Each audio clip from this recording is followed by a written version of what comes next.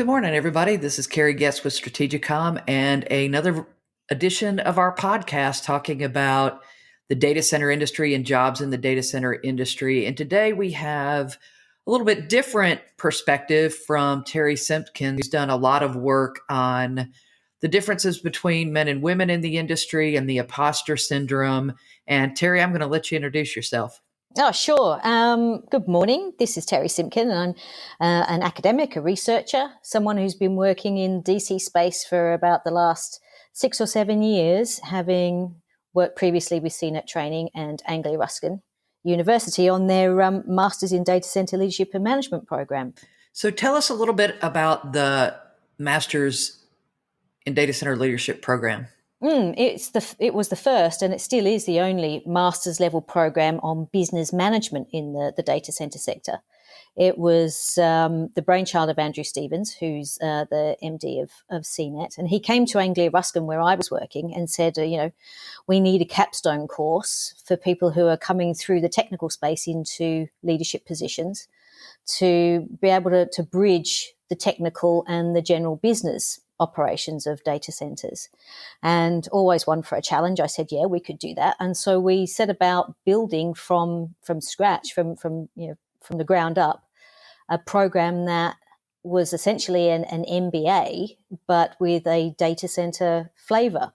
So it took the contemporary challenges such as leadership and sustainability and gender issues and human resource management and finance, and it put it into a course which now we've had 2 graduations, and it basically, as I said, bridges the gap between technical and business management.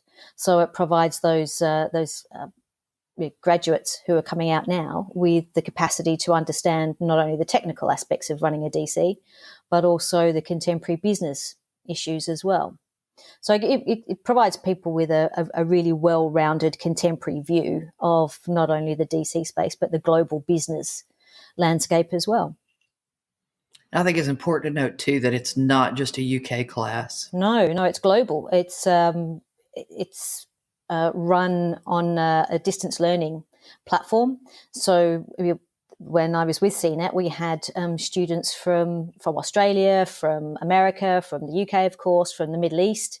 And of course, a lot of the learners who were on that program were traveling. So they would pick up their lessons, their materials from wherever they were in the world. So this week they might be in Saudi, and next week they might be in Sydney. And so they're able to continue their learning uninterrupted because it's accessible at any time. Yeah, I certainly understand the road warrior piece. Yeah. We've had lots. As do you. Yeah, lots of stories from our learners who you never exactly know what time zone they're going to be in at any given time. So the tutorials are run at a specific time for a synchronous delivery, but they're always available for asynchronous access as well. So we might be talking to a bunch of people who last week were in the US, and this week we'll be talking to them from somewhere else in a completely different time zone. So it's a very particular program with some very specific challenges, but it's fascinating. That the whole sector is so exciting and so fast moving that it makes for a really good, interesting course, which of course needs to shift every time it's delivered. You can't just write a course and in this space and expect it's going to be relevant next year. And that's different to most of the programs that you'll find in higher ed. Usually you'll write them and at least you can sit on them for a couple of years without having too much change. But in this one, it's a completely moving feast. It's great. Yeah, we've got another podcast actually that is about to come out talking about some of the certifications and the fill that, the need that certifications fill, because the industry changes so fast. Yeah. It's just impossible to keep up if you get a college curriculum that's, 10 years old or based on older knowledge. And I think it's also important, that people understand you don't have to be a coder to be in this industry. So that really brings about, kind of a depth and breadth. Yeah, it's a real blessing and a curse, really, because it's a blessing in that it's so diverse and that it takes a vast diversity of different skills and capabilities to make up the digital infrastructure sector. But for higher ed, that's a real challenge, because not only are you dealing with a massive breadth of skills and capabilities and disciplines, but the change in those disciplines over the course of a 3 or 4 year program is really difficult. And of course, with the half-life of skills being reduced from, say, 30 years to 5, it means that by the time someone has gone through, say, a 3 or 4 year program, by the time they actually exit that program, some of their skills are already going to be irrelevant. So it's really a challenging time for the sector to be engaging with training and vocational as well as higher education institutions, because they're just not geared up for it. And that's one of the challenges that we find in this sector, that to tell a higher ed provider that they have to keep shifting their course pretty much every time they run it, that makes for something that is quite different to what they're used to. Sure. And I mean, even from employer to employer, the skills that you learn at one might be completely different at another, which is, I think, part of the reason that some of the employers now have gone to, shifting from you have to have a degree to you have to have certain skills, because they know that they're going to have to build on those skills. And even if you have a degree, they're still going to have to teach you new skills anyway. That's exactly right. And, I've been working in the workforce planning space for many, many years in other industries. And the one thing that frustrates a lot of people in this sector is that, why can't we just give educators a wish list of what we actually want? Sadly, the industry doesn't know exactly what it wants because it is so diverse. And as you say, different employers have a completely different lexicon around what skills and capabilities that they need, not only from job to job, but from employer to employer. So I know that a number of bodies, including some research that I've done myself, have been frustrated by the fact that it is so diverse and the language is different and the skills are different and the occupational names are different. For example, in hospitality, if you walk into a kitchen and you're talking to the head chef and the sous chef and perhaps the housekeepers and the receptionists, you know that from one hotel to another, the core of their skills and abilities are going to be pretty much the same, regardless of where you are in the world and regardless of what type of hotel it is. There's different levels of mastery and slightly different types of specific capabilities that come with that. But overall, it's pretty much the same. And that's not the case in the DC space. And that's what makes it, it challenging. And, a number of people have tried to put together a competency framework, which, tries to align one job role to another job role in, say, another jurisdiction or another employer. And there's just very little correlation. That's, again, what makes the skills shortage and the talent challenges that the sector is experiencing so much more difficult to navigate. So let's talk a little bit about some of the research you've done. One of the sort of topics of the day, I guess, is bringing diversity into the equation. And we know that this is really critical, not just for different thought processes and being able to have different solutions to problems, but as we move forward with artificial intelligence, it's been proven that AI carries the same bias forward of the programmer. So if we don't have diversity of thought in AI, we're all kind of doomed here. So tell me a little bit about your research and some of the great points that we can bring forward and things that we can do to help women get more involved in this industry, because, women and minorities and just that entire diversity is missing in this industry. Yeah. Well, diversity and inclusion is a hot topic across all sectors at the moment. But when you look at the DC and digital infrastructure space, it is quite a bit more pronounced, mainly because if we have a look at the core sort of parents, if you like, of the sector, looking at communications, IT, facilities management, engineering, for example, all of those industries individually have traditionally a very male dominated, very monoculture type of background. And so arising out of those industries, the digital infrastructure sector has essentially carried forward all of those traditional issues in regards to a lack of diversity. Generally speaking, depending on which discipline you're looking at, but around 6% of the STEM workforce, give or take, is are females. So across the board, it's a real problem.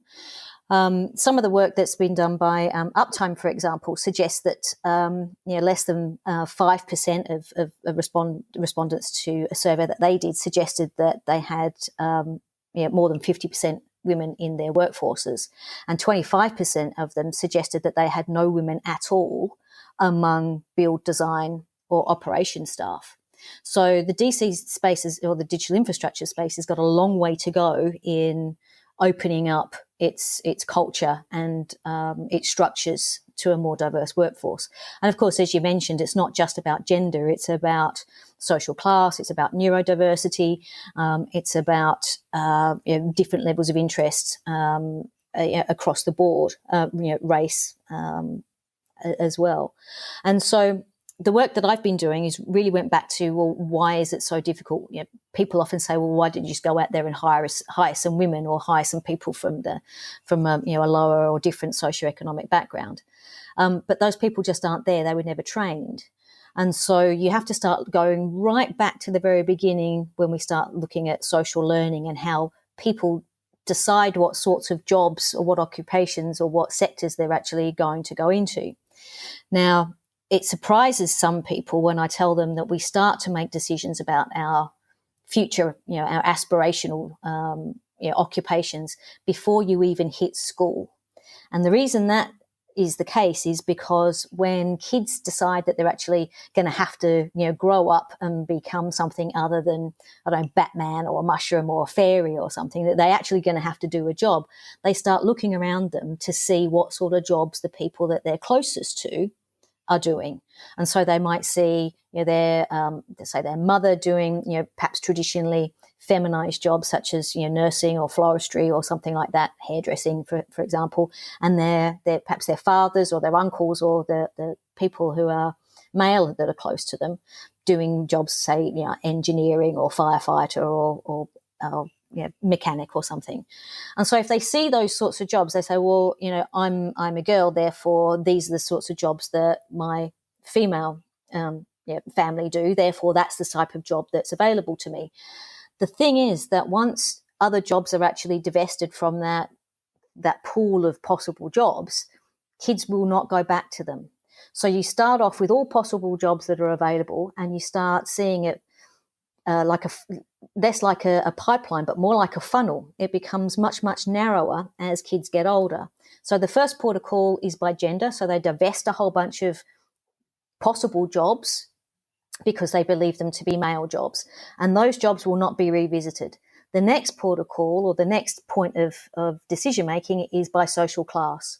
I'm a low come from a low socioeconomic background. I'm come from a poor sort of area. Therefore, it's unlikely that I'm going to be perhaps a lawyer or an astronaut, because I just don't have access to the types of opportunities that are available to people who are perhaps moving in different social circles. And it's not until about 15 or 16 when kids are actually making decisions on interest. And by the time they get to there, their options may well be, limited to, half a dozen or a dozen jobs, which have already been sorted first by gender and then by social class. And they will not go back to those other options. And so that's why we need to have a look at what we're telling kids about possible occupational options right from the time that they're 6 and 7 right the way through their schooling until they actually start making decisions on interest. So that's been researched for a number of decades now, and it's one of the reasons why the diversity and inclusion piece is so difficult to crack, because by the time you've got to kids going into perhaps a higher education, they've already divested a whole bunch of roles that may well have been open to them had they actually had exposure to those occupations when they're actually making those subliminal, subconscious choices. And to be fair, even in this industry, all kids nowadays use a data center, whether they Yeah, realize it or not, but nobody knows what it yeah, is. So it's, that exposure is not there outside of certain pockets, where there happens to be a lot of data center activity. I don't think people realize that you can't look around you and not see a data center yeah. somewhere. You might not know it's in there, but there's one in there Yeah, somewhere. and so yeah, this type of this theory of decision, occupational decision making is tough for all industries, because once you've lost kids, you've lost them. It's very difficult to then come back at 16, 17, 18 and say, oh look, come and work in a DC, or come and be an engineer, or come and be an astronaut or whatever, because they've already divested those options.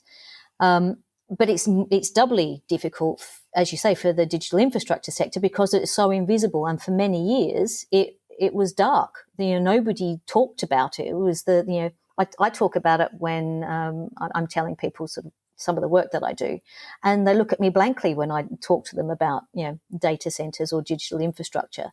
And you sort of have to dumb it down to the point where you say, well, it's where the internet lives, and they go, oh yeah, okay, it's got something to do with the cloud. But as you say, they've got no concept of how broad, how interesting, how lucrative the sector can be, but also how significant it is to our everyday way of life. And as you say, if we didn't have it, everybody would know about it. If Right. it goes down, our way of life is completely disrupted.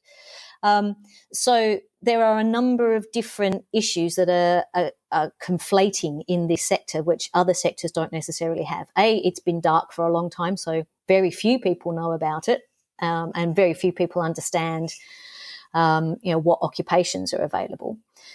Two, it's as I said, born out of a range of sectors which have their own issues in diversity and inclusion, and but they're ahead of the curve, and that many of them have been working for decades to resolve that, and are still facing difficulty. So even if we started today on a really concerted effort to broaden out the traditional, to move away from a traditional labour force to a more inclusive and diverse one, we're still going to be a couple of decades away from really gaining a good deal of traction on that, because we're competing with construction, other science, and technology occupations, as well as other skill shortages in retail and health and manufacturing, for example.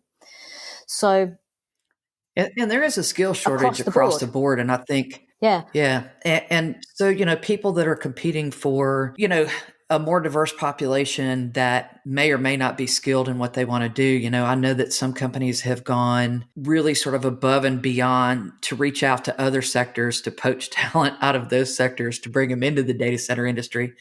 But I think something else that's probably worth talking about, and I know you've done a good bit of work on this, is the imposter syndrome and just the rate of attrition for women in this industry. It's like the last study I read, it's 67% for women in this industry, which is horrible. It's probably a bit worse than that. The work that I've been researching this for about 4 years now. So I've got a data set of about 1,000 women from all over the world, not just in data centers. And tellingly, it started out being a piece of work that was specifically focused on women in DCs. I couldn't find enough women to actually base the study on in the DC space that I could access to get them to do the diagnostic and to talk to. So I expanded it out to women in STEM, and so the raw data came back suggesting that the imposter phenomenon, as it was first known, it's sort of become a bit of a syndrome. It's actually not a syndrome. It's more of a suite of experiences, but it's colloquially known as a syndrome. It exists on a continuum, so it's not something that you have or you don't. It's something that you might experience rarely. So you might have few experiences, you might have moderate experiences, you might have frequent or intense experiences. So it exists on a continuum. And the research came back, 96% of the women who responded to that were either moderate, frequent or intense. I think 5% were experiencing it on an intense level, so that's pretty much every day. And about 60% were experiencing it frequently. So it's very common, and on top of the survey that provides that indication of where people sit on that continuum. I also did a range of in-depth interviews, again with women from all over the world, and of course talking to women from the DC space on a more anecdotal level. It is something that is essentially associated with difference.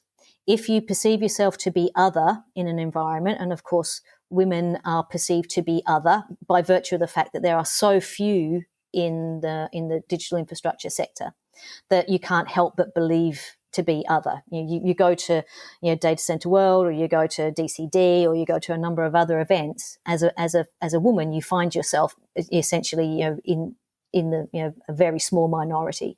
So it's very difficult not. On the upside, the line to the ladies' rooms are That always is short. always the upside. Yes, you can always get in and out quickly. Yeah. But otherwise, there's not so much going. There's not so much good stuff going on there, and so the imposter phenomenon is essentially a feeling of intellectual phoniness, and it comes from social learning. It's built up over a period of time, and it precludes people from perhaps putting their hands up for promotion, for even staying in a job. It can have two types of response, in that a person might say, look, I really don't belong here, and I'm feeling so uncomfortable that I'm actually going to take my labor and my endeavors elsewhere. Or a person will sit perhaps in a middle job, knowing that they've got the capacity and the confidence to do, say, more senior or more challenging, more interesting jobs, but they have a fear that once they actually get into those roles, they're going to be found out to be not as qualified, not as skilled and as capable as everybody believes them to be. Now, it's important to suggest that we're talking about people who absolutely have the skills, capabilities, and wherewithal to do these. It's just an internal sense of intellectual phoniness, that despite evidence to the contrary, they still believe themselves to be unable to take on, say, those roles, or to be surrounded in an environment where perhaps they are perceived as other.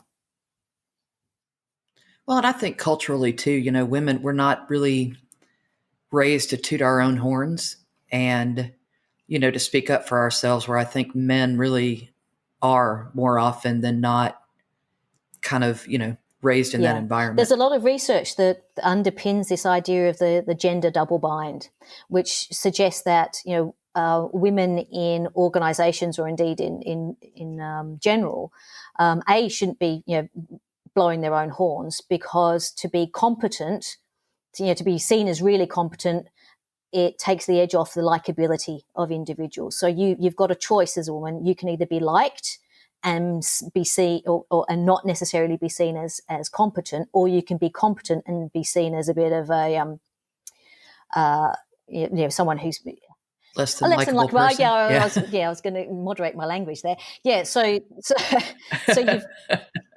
when you get to positions of leadership in particular, so you're getting to middle to senior levels in organizations, you become much more scrutinized. There is quite a lot of visibility that is placed upon individuals in those sorts of roles, and the imposter phenomenon is sort of underpinned by this idea of that I want to be the best, I want to be seen to be the best, but I don't want the visibility that comes with it, because if I'm visible, then everybody will know that I actually shouldn't really be here.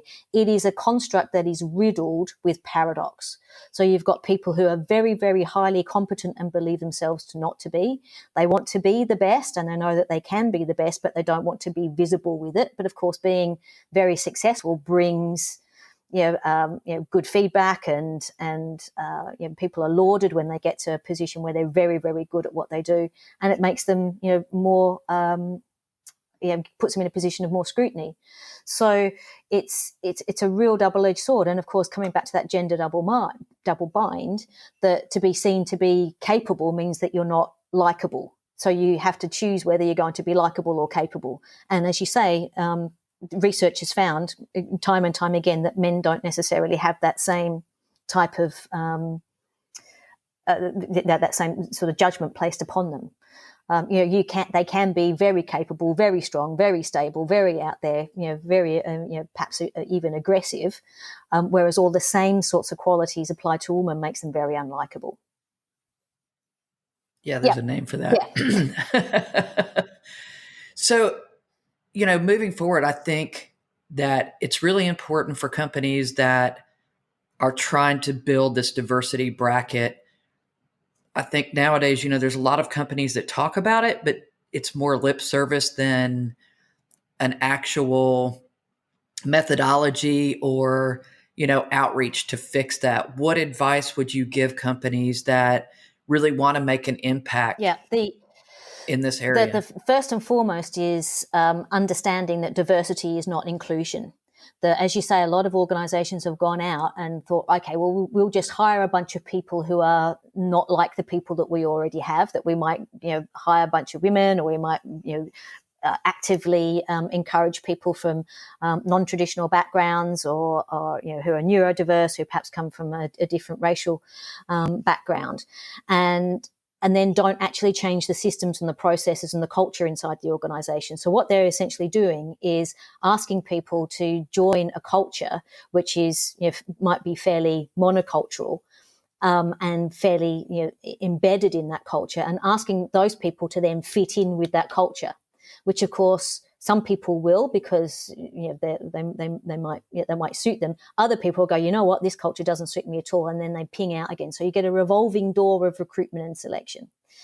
So what's been missed is they've got the diversity thing. Yes, we understand that we need to have a diverse range of ideas, ways of thinking, life experiences, but their systems and their processes, from recruitment and selection to succession planning to talent management to work-life balance, for example, none of that is necessarily scrutinized to fit a more inclusive working population. And that's often where organizations fall down. The thing is that a lot of the traditional structures are built for a previous industrial age. We need to deconstruct our structures anyway and rebuild them in a form that actually suits a much more fast way of managing change and innovation, supporting people in terms of providing different skills and capabilities, because the technology is shifting, the ways of working is shifting. Just with generational change, people are wanting something different out of work. So we need to deconstruct those structures anyway. And rebuild them in a way that is much more inclusive for not just women, but for a more diverse workforce, be it generational change, be it different life experiences, be it neurodiversity or whatever. And that's fundamentally where the sticking point is that people will, or organizations will, might tweak at the edges, but they're not necessarily really looking at their systems, processes and practices that supports culture in a wholesale manner, because it's hard. I mean, let's not paint a rosy picture of this. This is organizational change to the nth degree. But organizations who are Well, and to be fair, a lot of people in the organizations are trained the that's exactly exact right, same and they're way. trained in a way that existed and was perfectly reasonable for an industrial age that has now ceased to be. If you look at a lot of the MBA structures that have come out, anything that's pre 10 years ago is really not dealing with the landscape that we're dealing with now, which is why the courses that I've been involved with are so dynamic. They take the theory and they kick it around. So a lot of the organizations and the leadership that we're seeing in organizations is essentially coming from learning that it is no longer relevant. But we keep sort of rehashing it because it's what we know. And to be fair, this stuff is hard and it is fast moving. So to keep up with it is really quite difficult, but it's not impossible. Well, and I think we've seen that time and time again with, some of the tech startups that try to do things very, very differently.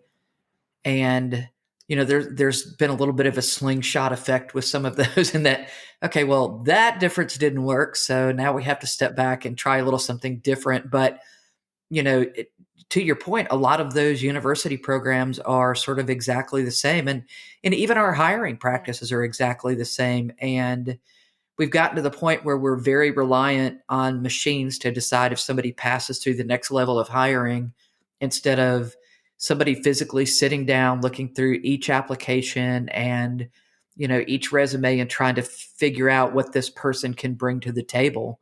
And then once that they're at the table, not telling them, you have to eat the sweet potatoes, even though you Yeah. hate the sweet potatoes. And we hired you Yeah, because you but now hate we the want sweet you to potatoes, eat the sweet right? potatoes. That's exactly right. Yeah, we want to have Yeah. a diverse workforce, but you have to fit in with the way that we've always done it. And so, and coming back to one of your opening comments, AI is breeding that. If you put rubbish in, you will get rubbish out. And so, if you get certain type of person creating these algorithms, that's exactly what will be perpetuated. And of course, machine learning can only learn from what's put into it at the very beginning. It can make it's not as nuanced as say somebody sitting down and actually having a good critical eye over these things. And you're right, recruitment and selection processes are very much still it's replicating what we used to have. Fred's left. Oh, we need to get another Fred. Or Julie's just about to leave. What does Julie do? Well, let's just replicate what Julie did, rather than saying, well, what is it that we actually need in this case? Can we look at how we're actually managing the structure? How what sort of capabilities do we need, not only now but in 5 years' time? Looking any further than that, particularly in the digital infrastructure space, is probably navel gazing or stargazing. You need a crystal ball, really, but being able to get people to the point where you've got the capacity to flex rather than to be rigid, which is, of course, again, the way that we used to do it 10, 15, 20 years ago. It doesn't suit our practices anymore. Yeah. And there's been studies too that say that, somewhere between 85 and 90% of all jobs are filled by networking. And the people that you recommend in your network are typically people that are like-minded to you, because that's who you hang out with. And again, that's another reason why you're not going to get the inclusion either from gender or from other forms of diversity, because you're not networking with different people by virtue of the fact that you hang around with people who are like you, or have the same sorts of interests, or they have the same sorts of way of thinking, or the same sorts of hobbies.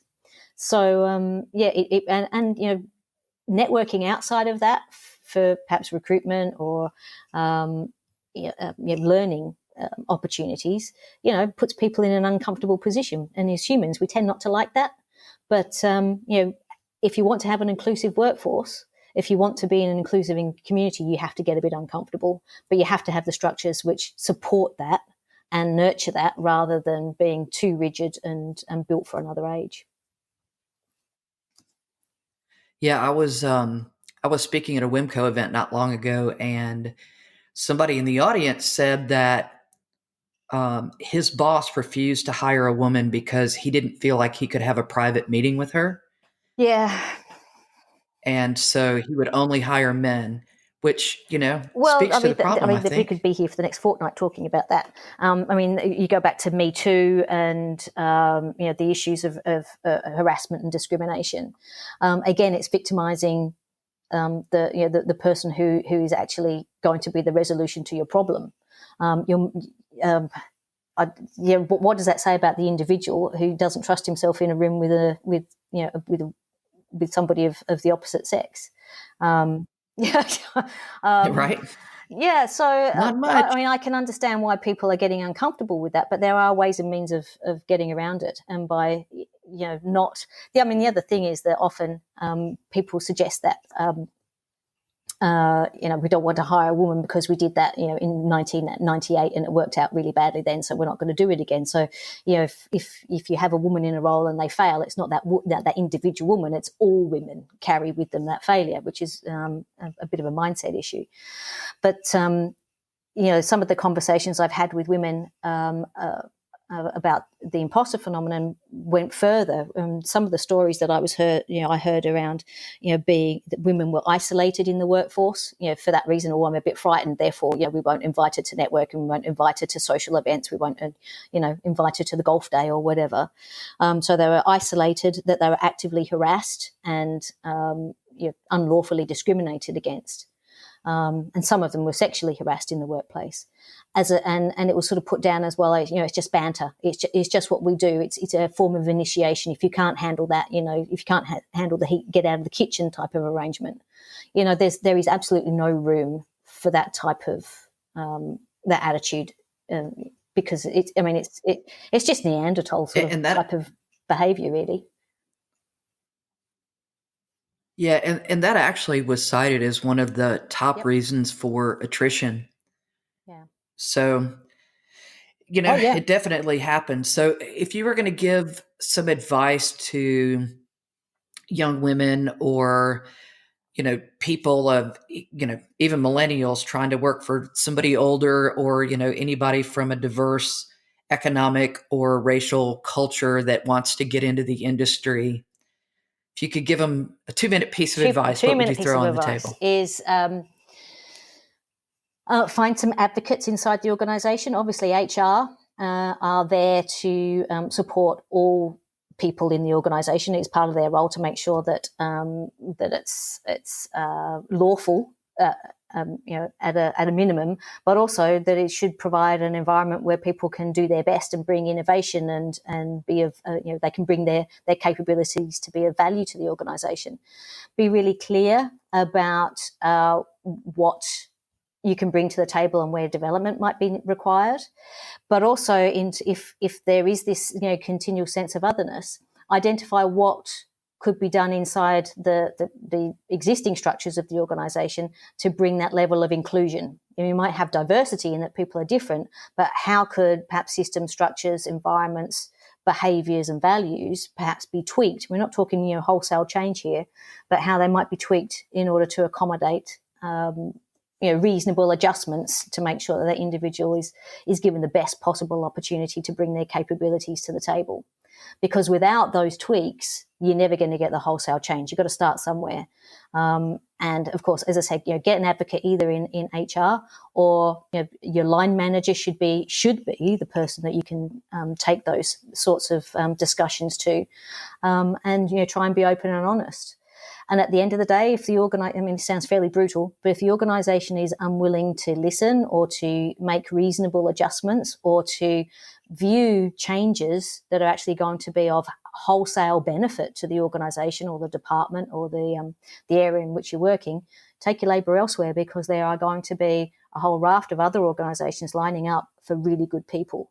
It is a seller's market in terms of labour at the moment. We have shifted from this idea that organisations are just buying labour. They have to sell jobs. They have to sell the not only the job but the lifestyle inside organisations. If they're not going to accommodate you, there's going to be other people who will. Yeah, and I think we're sort of at a point in tech where these jobs are starting to show up in more places. We had an issue for a few years where certain cities kind of sucked up all the talent away from the other cities. And now with edge compute and some of the way that, all of the digital ages is stirring, these jobs are going to start showing up in more and more places. And I think as somebody in this industry, it's really on yourself to figure out the best way to expose yourself to knowledge. You can, if you don't have money and you can't get a scholarship, or, the curriculum's not available, you can look at remote learning opportunities. You can look at MOOCs, which are available everywhere and free. You just don't get the college credit for those. But there's lots of ways to get that education. And I think, as young kids, we have to teach all of them better ways to promote themselves, gain and grow knowledge, because it is an ever-changing industry. Like you said, it's a 5-year curriculum is an old one. And I agree. And I think the opportunities, as you say, are broadening out across a whole raft of the landscape. So the digital infrastructure is opening up to a degree that we have yet to really consider. And I think as you say, we're struggling with talent now. It's only going to get worse. So if people are interested in getting into this sector, wherever they want to find their own niche, their own occupation, there are lots of opportunities. And as I said, if organisations aren't looking to nurture those opportunities and to shift in order to make sure that they're attracting the right type of talent, they're going to get left behind. It's just market forces will actually play out. Absolutely. And I think companies need to make a commitment as they hire talent to make sure that that talent remains trained and that their salaries keep up with the certifications, training, and experience that they have. I know when I started in this industry, if you worked more than 3 years, people thought somebody was, something was wrong with you, but you were just worth so much more in the job market because, the industry was really just kind of in its infancy and kicking off, and that experience, people would pay more and more for that. So I think that entire work environment is so critical in Yeah, keeping the talent absolutely. that you have. Yeah, the talent management doesn't start and end with recruitment. It continues on through the life cycle of the individual. The days of existing in a job for life have well and truly gone. And this idea that people will stay with you and they will take responsibility for their own continual development, I think that needs to be rethought as well. Yeah, but it's exciting times. It's really exciting times, and the sector is an amazing one to be in because it is so rapid, changing so rapidly. Oh no, Yeah, there's never a dull moment for sure. Well, Terri, Oh, I you're would welcome. absolutely like to thank you for your time today, and I hope this podcast was beneficial to everybody. Terri has a body of work out there that I encourage you to check out, and also, you can look into the master's program and some of the other work that she's been involved with. So your time has been awesome. Your Oh, you're insight has welcome, been Carrie. wonderful. Lovely And to thank talk you to you. again, Terri. Bye. Thanks. Bye.